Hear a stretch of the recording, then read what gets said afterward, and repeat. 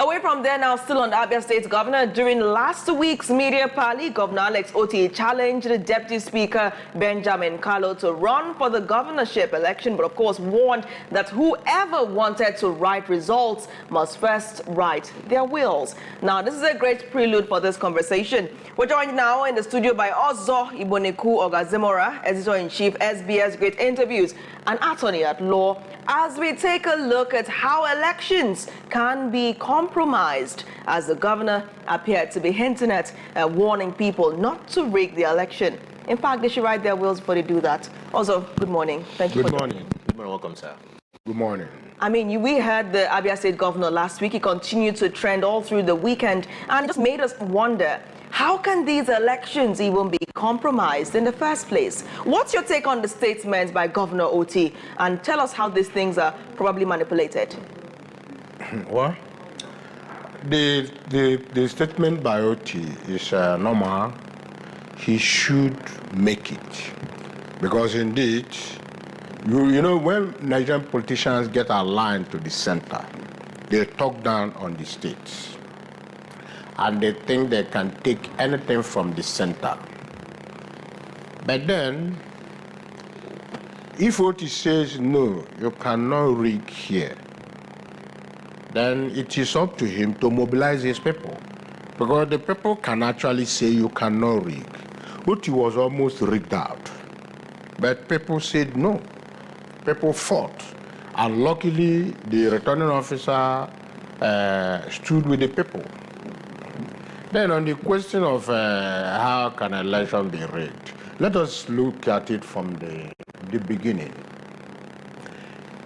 In the First Republic, rigging was by non-state actors, individuals who were called thugs. These were the people who were stealing ballot boxes or forcefully carrying ballot boxes, or who were breaking polling booths and the rest of them. Then in the Second Republic, there was a measure of system participation in rigging. And that is the thugs, non-state actors, and the system getting together to rig. Then, the Third Republic, the same thing. Now in this present system, starting from Obasanjo, rigging entered the law. And this is like the final. So the rigging you have today is by the law. If you remember, as at 2022, it had been concluded that voting and counting of votes were going to be by beavers. Then the debate came up. What if the beavers malfunctions? The makers said no, it will not malfunction. Then the other question came, what about remote areas where you don't even have telephone networks? The makers said no, it doesn't work with any network, any of these networks. It works with the satellite. Even if you enter the sea and go 1,000 meters deep, it will work there. So if you go and hide in a cave, it will work there. But at the same time, the politicians mounted pressure, and the National Assembly saw to it. Perhaps Buhari was too old. They didn't know much of what was going. But there's something you have to give to Buhari. He actually wanted a genuine election decided by Nigerians. And that was the reason for that electoral act. But then eventually, Buhari fell for it. And that electoral act was amended to now say, in the case of malfunctioning, voting and rigging and counting should be manual. You see, the problem with Buhari had foresight, or those who proposed the law to him had foresight. You see, rigging in election in present time can be done. There are 3 points where it can be done. Let us take, for instance, governorship election. The rigging can be done at the polling booth. The rigging can be done at the ward level. That is, you know, in a ward, you may have 4 or 5 polling booths. If the rigging is not done at the polling booth, it can be done at the ward level, the ward collation center, where they're putting it together. They can remove figures, add figures. Now, the rigging can be done at the local government level, where all the results coming from the ward were assembled. And then the rigging can be done at the final collation center. So the law which says you can accommodate manual counting of votes, that law is the culprit in rigging elections in Nigeria. If you do not return that electoral act back to its 2022 status, anything about the election here is survival of the fittest. It's survival of the fittest. And who is the fittest? The federal government is the fittest. And the way I see it, the federal government is not going to get that law back to that stage. Only a departing president can do that. Because if he does that, this government will be voted out.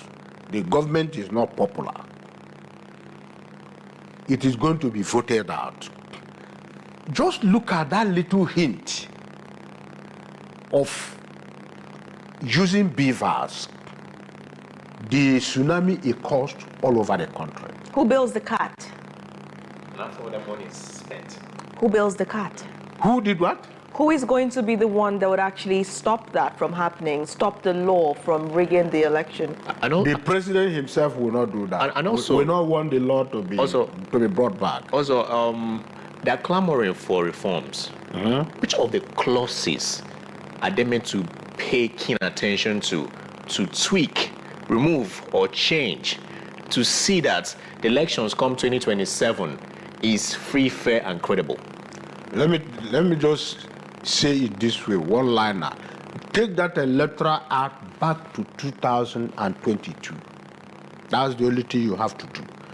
But if you take it, it will remove all those things they brought in, introducing manual voting, manual counting. You know, the beavers arrangement was that as we are voting, your result is reporting there. It's not going through any collation center. The manual voting is meant to be some kind of buffer. It's meant to be some kind of a way of checking in case technology fails, isn't it? It's meant to be there as a second opinion. If we The makers say the technology will not fail. So why is anybody insistent on this technology failing? The man who made it said it's not going to fail. You don't need network to do that. As long as you are in this world, using the satellites over the atmosphere, why is it going to fail?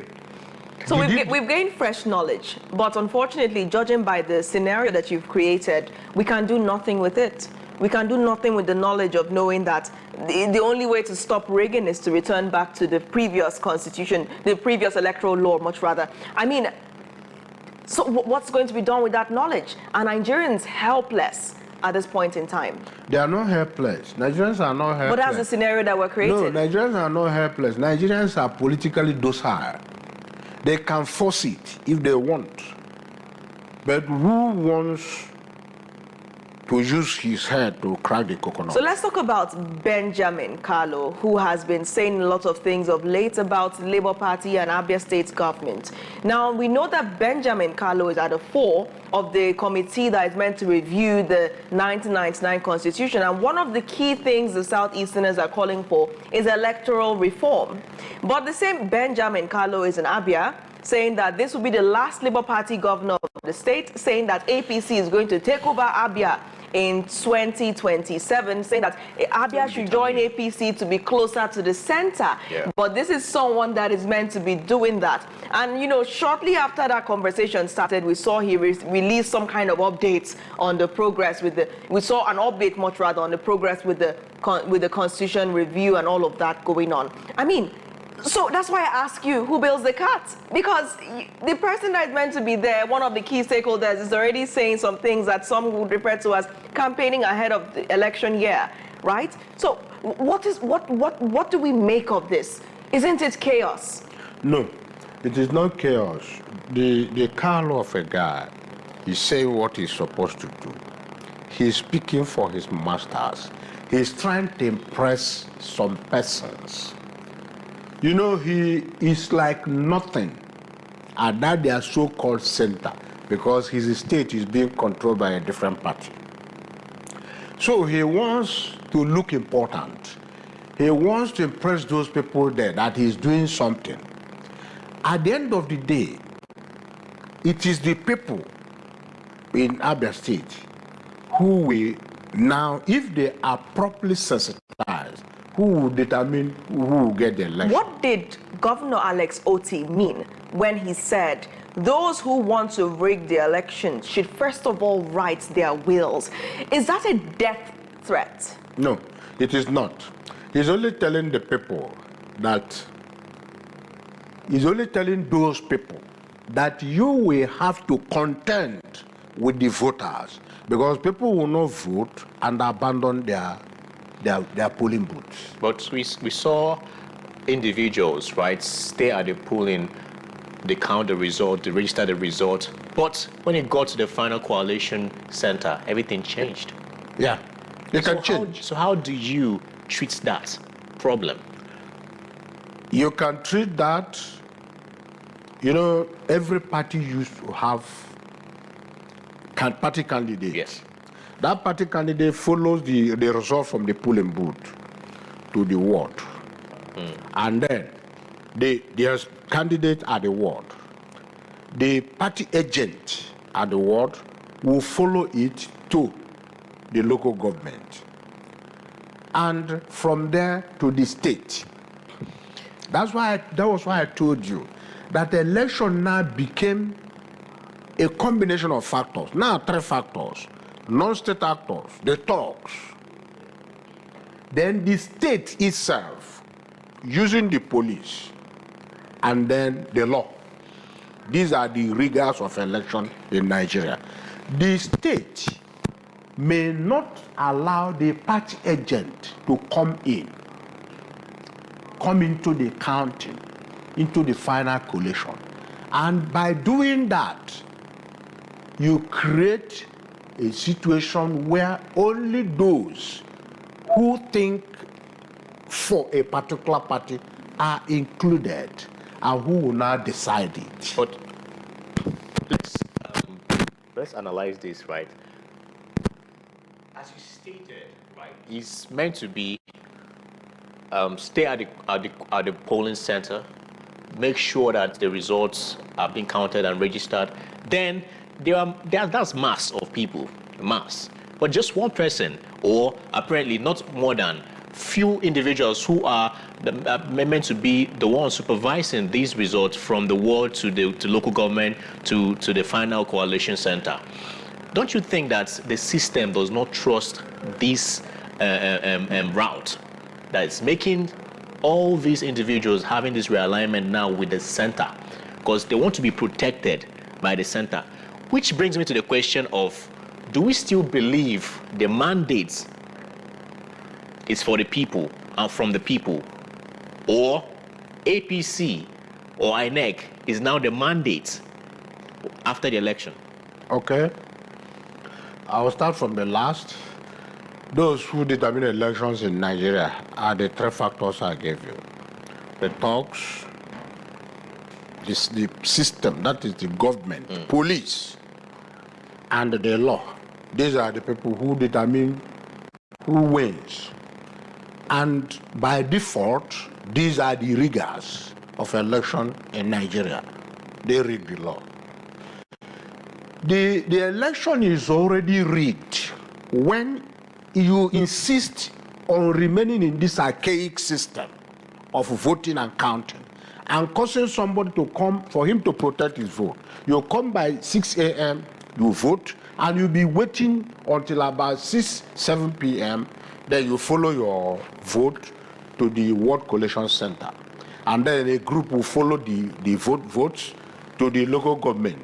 And then another group follows it to the final collation center. That is too archaic, right? It is not a good system. Many of us belong to organizations. Like our NBA, the last election we had, we all voted with our phones. You pick your phone and vote. There are more than 10,000 lawyers in Nigeria. Everybody voted. And as you are voting, you are looking at the results. It is all there. So you'll be doing what you're doing while you have your phone by your side. You'll be checking the results. Nobody needs to tell you who is winning. It's obvious there. So why is the government insisting on retaining this archaic system? That is where the rigging comes from. Then, this other point you made about individual realigning. Individuals running to the center. To be protected. You see, that is the selfishness of our system. The politics in Nigeria, after Second Republic, departed the ideological level. Nobody follows any ideological path. Everybody wants to be included. 2 weeks ago, somebody was chanting and hollering and dancing that PDP is the best in Enugu State.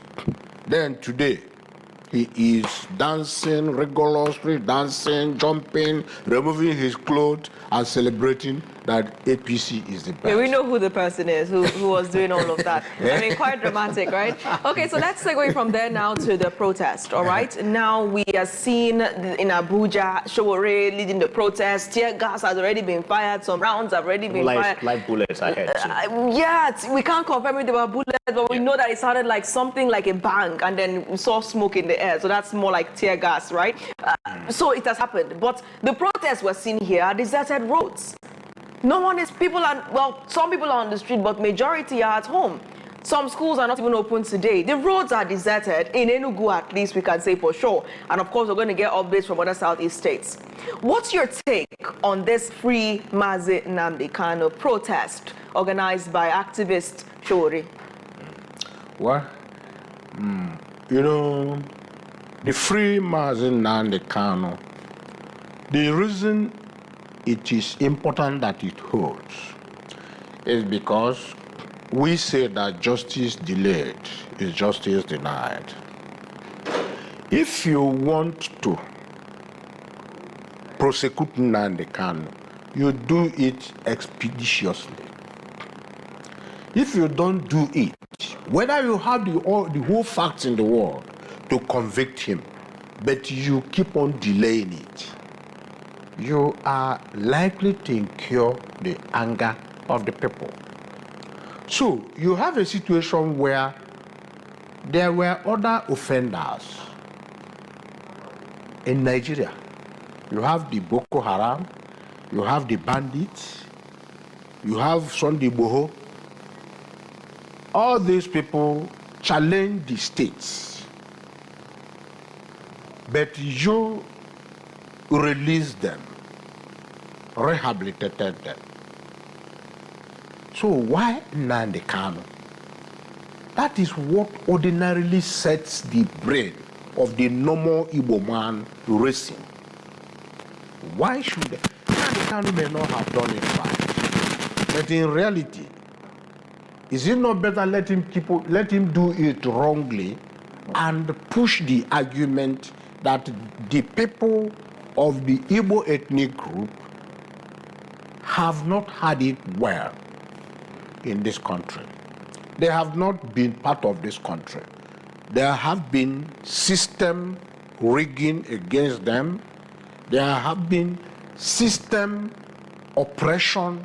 There have been policy oppression, upturning of their fortunes. So let's now bring us up to speed. On the program earlier, I mentioned that some unpopular beliefs suggests that Nnamdi Kanu should be allowed to conclude his trial. That this protest pushing for his release is somehow engineered. According to those pundits, not me, for those who are already adjusting their seats to look at this properly, for those pundits that are saying it, okay, they're saying that he should be allowed to be tried. Secondly, that this could be a way of agitating the region to start going against the federal government. This could be a way of the activists inciting the region. That's what the section of people are saying this morning. Then the analyst we had earlier, Mr. Chila Kanjoku, said that is completely false. That in fact, Nnamdi Kanu has since been asked to, released, and he's just been held here illegally. Now, those are the counter narratives we're seeing.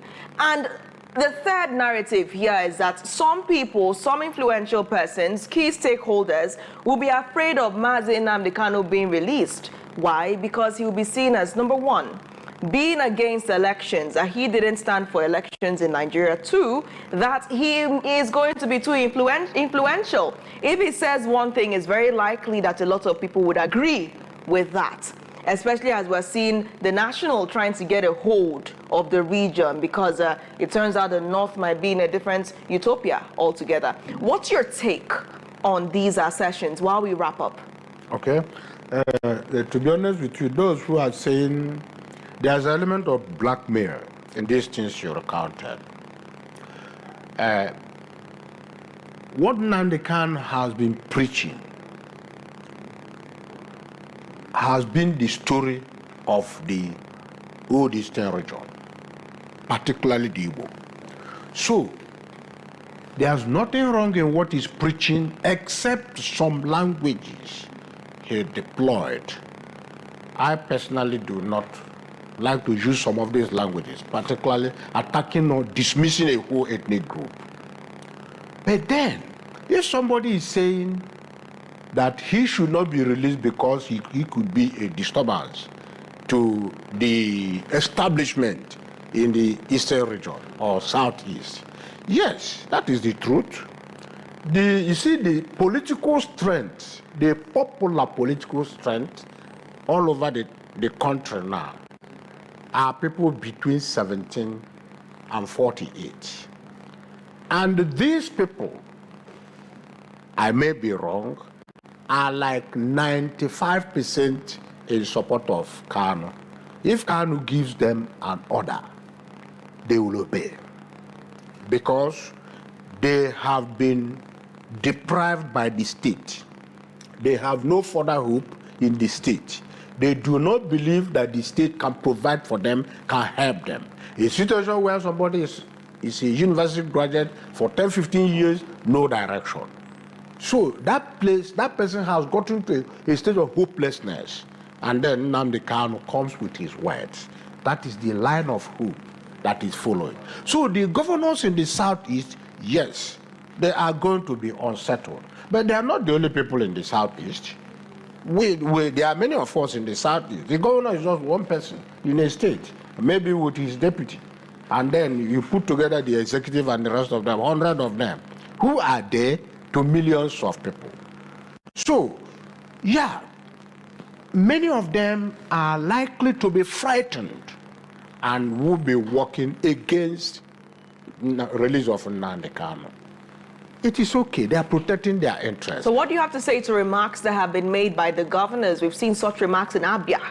We've also seen in Enugu asking for his release. What do you have to say to that? The thing is, do they mean it? Do they mean it? Are those just political statements? Yeah. Yes, because if a governor says this, there are other things the governor is a very powerful person. The governor is the head of the constituent unit of the federation. He's in charge of a federating unit. If the governor, it's not a matter of one governor saying this, another saying that. Let the governor sit and vote. Let 5 of them sit and vote and say, right. Also, 3 of us are We're out of time, unfortunately, and we have to wrap up. But this conversation will continue. Oji, you will ask that question sometime this week, I assure you. All right, also, thank you. We're out of time. Now, we promised our viewers earlier that we'll take reactions from the Southeast, and we have to at least take just one and save the rest for subsequent bulletins. Now,